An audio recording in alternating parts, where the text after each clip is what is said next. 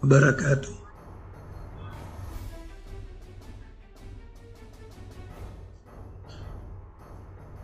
Sebenarnya yang mau saya katakan, sebagian sudah dikatakan oleh teman saya, tuan rumah Profesor Didi Rahbini.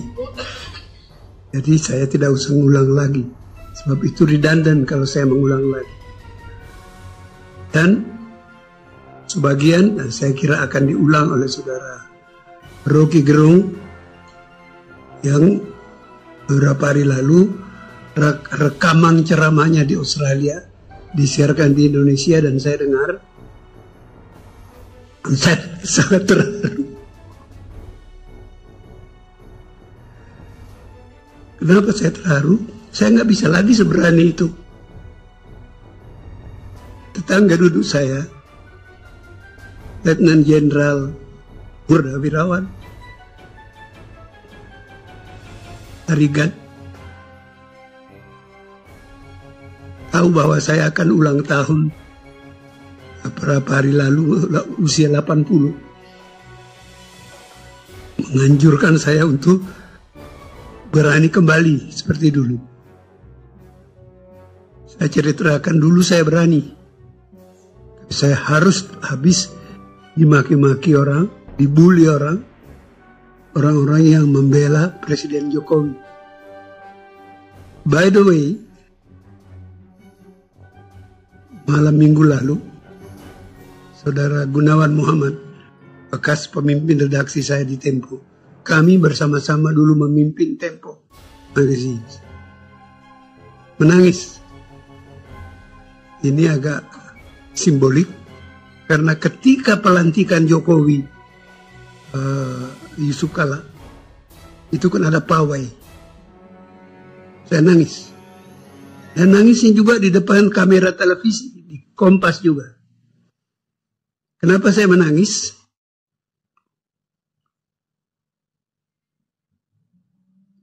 Saya teringat 10 tahun saya di Amerika selalu melihat pesta setelah pemilihan presiden.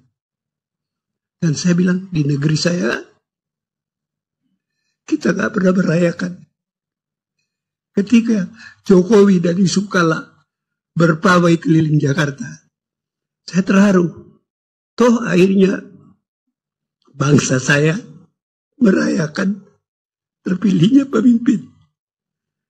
Sedihnya, ketika hari-hari terakhir Jokowi, teman saya, Gunawan, nangis di depan kamera TV. Apakah ini tanda bahwa awal dan akhir dimulai dengan tangis? Wallahu a'lam. Tapi begitulah. Ketika saya saya tidak melihat siaran pertama. Siaran kedua diulangi siaran itu. Dan saya nonton. Dan saya tiba-tiba teringat. Dulu, sekian tahun lalu saya juga menangis. Lama penyiar TV itu menunggu saya selesai menangis. Saya agak malu waktu ketua begini kok nangis di depan orang banyak. Tapi untungnya waktu itu TV Kompas belum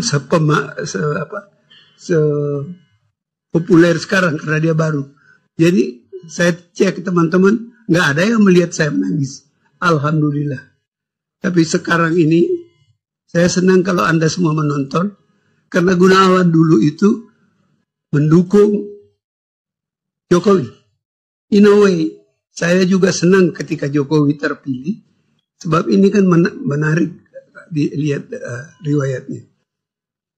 Saya lalu teringat bagaimana sejumlah pembes presiden, pengurus negara tertinggi, memulai dengan jabatan yang rendah sekali. Kalau tidak salah, Presiden Tiongkok sekarang ini, dia dulu pejabat penting di Shanghai. Dan dia melalui proses merangkak naik, akhirnya menjadi orang nomor 1 di Tiongkok. Nah, saya jadi terharu melihat Jokowi itu mulai dari wali kota Solo, jadi gubernur meskipun sebentar, kemudian jadi Presiden Republik Indonesia. Itu alasan saya waktu itu. Tapi seperti yang dikatakan Saudara Gunawan di TV One itu, Beliau sangat kecewa. Saya tidak terkejut kalau Saudara Gunawan kecewa. Seperti kebanyakan Anda semua. Terutama yang sudah berumur, kalau yang masih muda sekali, tidak melihat semua proses itu, Anda tidak akan terlalu kecewa. Karena itu seorang senior seperti Jenderal Tarigan itu menyaksikan kita semua, termasuk generasi saya, yang berdemonstrasi tahun 65-66, itu bertanya kepada yang muda-muda, kok kalian tidak demonstrasi? Zamannya sudah lain, Pak. Oke, jadi generasi yang muda sekali sekarang tidak melihat bagaimana kita tahun 66, usia saya waktu itu belum 30 tahun, dan sangat rajin, bukan hanya berdemonstrasi. Saya dulu itu mengelola Radio Ampra yang punya siaran dari Tebet dan markas Kopassus di Magelang. Semua tokoh-tokoh yang melindungi itu, tokoh-tokoh militer yang melindungi itu sudah tidak ada sekarang. Jenderal Sarwoedi sudah meninggal. Mayor Jenderal Purnawirawan Suweno di Magelang, Komandan Batalion Kopassus, itu menyediakan tempat buat kita, dan kita mempunyai pemancar kecil dari Magelang.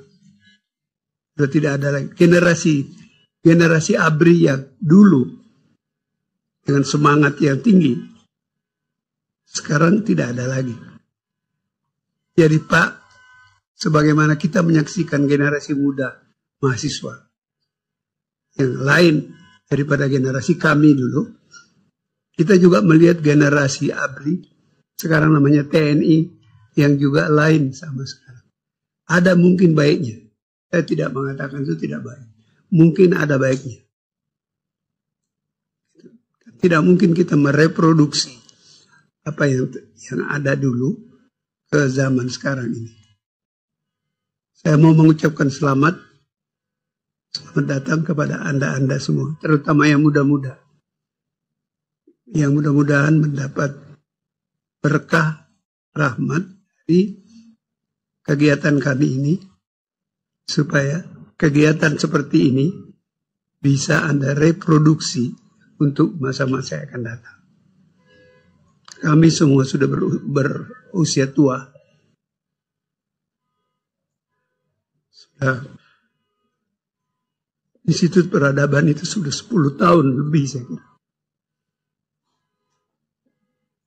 Kami berharap Anda-anda yang muda-muda bisa melanjutkan kegiatan seperti ini, supaya semangat ini tidak padam. Lilin-lilin ini jangan tertiup angin sehingga hilang. Tadi saya kira yang dikemukakan oleh Pak Didi Rabini mengutip ucapan seorang pemenang hadiah Nobel. Begitu ya tadi ya. Melihat bahwa demokrasi itu 3 tingkat. Dan kita tidak tahu kita tingkat di mana sekarang. Kita harus bergerak, jangan dia padam. Jangan dia habis. Di antara Anda-anda yang muda, tidak mengalami zaman ketika praktis tidak ada demokrasi. Salah satu saksi yang masih hidup di sini adalah Pak Dipo Alam. Beliau ini adalah alumnus Kampus Kuning. Kampus Kuning itu tahanan para tokoh-tokoh mahasiswa yang tidak disenangi oleh pemerintah pusat pada waktu itu. Itu adalah contoh yang praktis, jelas bagaimana demokrasi dipikirkan.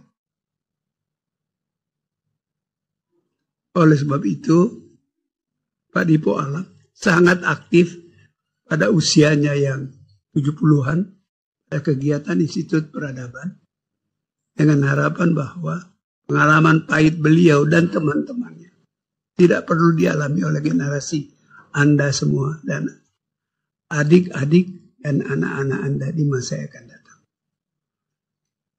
Dalam rangka itulah kami mengundang saudara Rocky Gerung. Saya ini merasa bahwa ini jawaban pribadi saya. Kenapa saya tidak galak lagi? Karena sudah ada Rocky Gerung yang saya anggap melanjutkan apa yang selama ini saya berani katakan.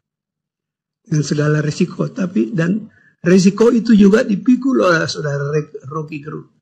Menurut berita yang saya dengar, yang dikatakan oleh Rocky di Australia, siarkan itu, bagaimana dia ini kalau pulang ke Indonesia sudah akan ditangkap.